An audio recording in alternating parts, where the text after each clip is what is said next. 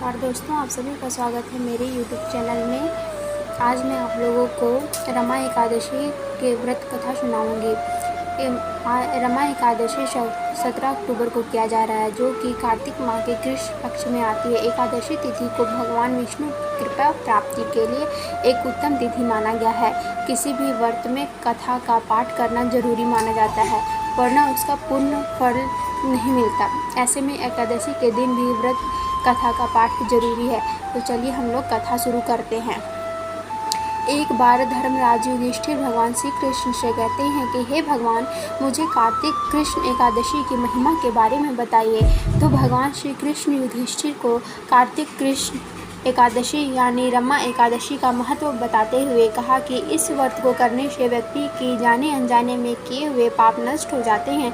चलिए पढ़ते हैं रमा एकादशी व्रत की कथा के अनुसार बहुत समय पहले मुचुकुंद नामक एक महान राजा राज्य करता था। वह बहुत ही सत्यवादी, धर्मपरायण था और भगवान विष्णु के परम भक्त भी थे। उसकी पुत्री का नाम चंद्रभागा था, जिसका विवाह राजा चंद्रसेन के बेटे शोभन से हुआ। एक दिन शोभन ससुराल आया। उसके कुछ ही दिनों में रमा एकादशी आने वाली थी, जिस पर राजा मुचुकुंद ने पूरे नगर में यह घोषणा कर दी कि एकादशी के दिन कोई भी व्यक्ति भोजन ग्रहण नहीं करेगा। यह बात सुनकर शोभन बहुत परेशान हो गया और उसने अपनी पत्नी चंद्रभागा से कहा कि वह भोजन किए बिना नहीं रह सकूंगा।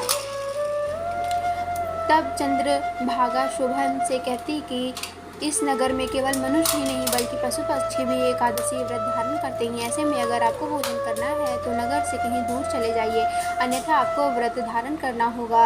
यह सुनकर शोभन कहता है कि हे प्रिय, मैं इस व्रत को अवश्य करूंगा। मेरे भाग्य में जो लिखा है वही होगा। शोभन ने पूरी श्रद्धा के साथ एकादशी का व्रत रखा।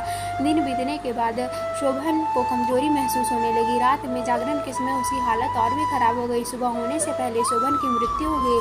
तब उसका विधि पूर्वक अंतिम संस्कार कर दिया गया। पिता की बात मानकर चंद्रभागा अपने पिता के घर ही रहने लगी। एक दिन राजा मुचुकुंद मंदराचल पर्वत पहुंचे तो उन्होंने पाया कि रमा एकादशी के प्रभाव से उनके दामाद शोभन को वहां पर धन्य धान्य से एक सुंदर देवपुर की प्राप्ति हुई है। लौटने के बाद यह बात राजा ने अपनी पुत्री को बताई, जिससे वह बहुत प्रसन्न हुई। इसके बाद चंद्रभागा ने भी रमा एकादशी का व्रत किया और व्रत के प्रभाव से वह भी अपने पति के पास चली गई। इस लेख में बताए गए उपाय, लाभ, सलाह और कथन केवल सामान्य सूचना के लिए हैं। ये कथा अगर आप लोगों को अच्छी लगी हो तो मेरे चैनल को लाइक सब्सक्राइब ज़रूर करें।